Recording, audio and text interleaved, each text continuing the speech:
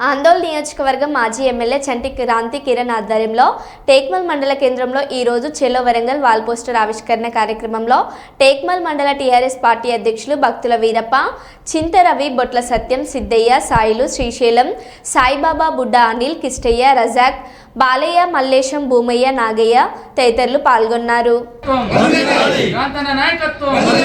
జై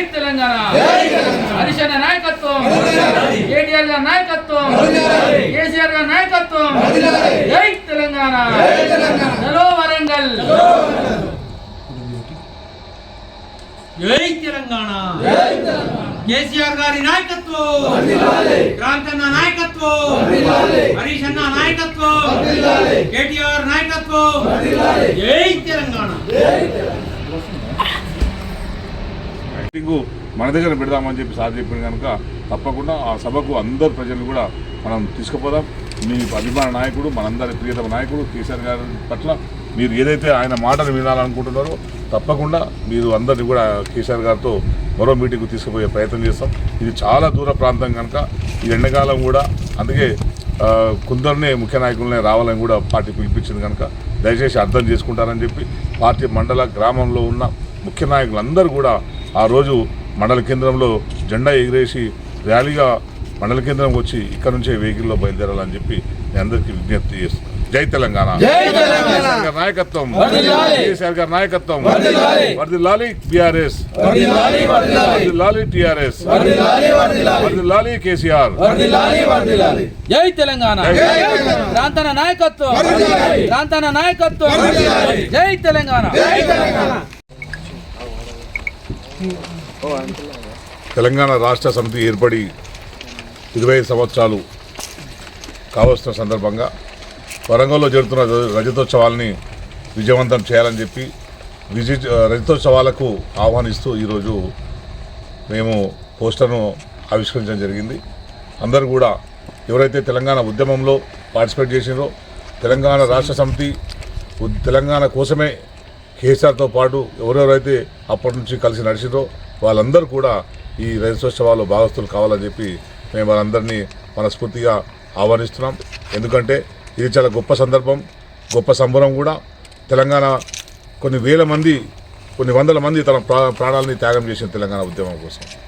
కానీ ఒక హింస జరగకుండా, ఎటువంటి ప్రాణ నష్టం జరగకుండా తెలంగాణ సాధ్యమైందంటే అది కేసీఆర్ గారితోనే సాధ్యమైంది, అది టీఆర్ఎస్తోనే సాధ్యమైంది అనేది చరిత్ర మనం తెలుసుకున్న విషయం.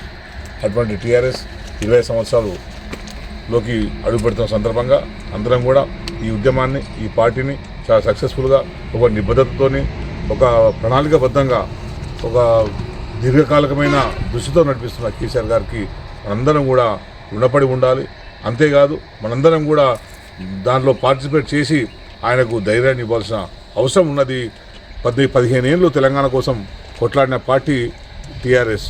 ఆ తర్వాత తెలంగాణ కోసం 10 సంవత్సరాలు తెలంగాణ ఆత్మగా ప్రభుత్వంలో పనిచేసిన పార్టీ టీఆర్ఎస్. మళ్ళీ అధికారంలోకి రావాలని ప్రజలు కోరుకుంటారు. మళ్ళీ ప్రజల కోరిక నెరవేరాలంటే అందరం కలిసికట్టుగా నడవాల్సిన అవసరం ఉన్నది.